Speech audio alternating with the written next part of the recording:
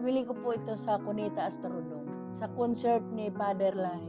Nag-back to Christ ako noong 1996. Kasi po narinig ko sa radyo, yung si Father Lahi tuwing alas 4, may programa siya nakikinig ako.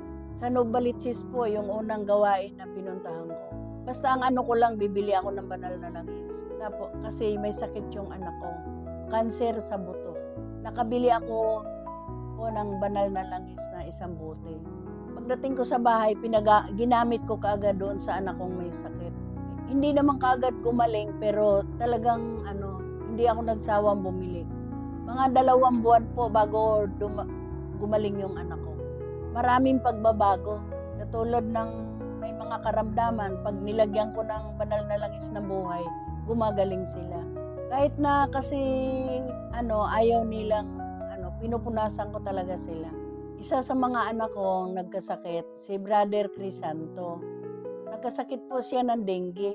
Talagang dumugo na yung mga gilagid niya, yung parang tinubuan na siya ng mga pula-pula sa mukha, sa dibdib, sa tiyan.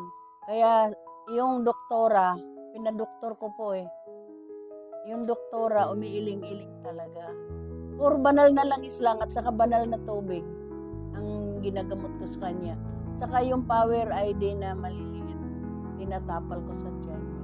Pagkatapos ko pong gamitan ng banal na langis ng buhay, mga Power ID, lahat na yung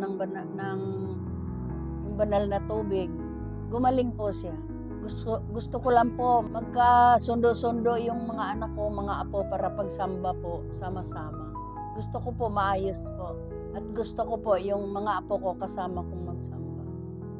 Ako po si Virginia Ramos, Tatak Original, mula 1996.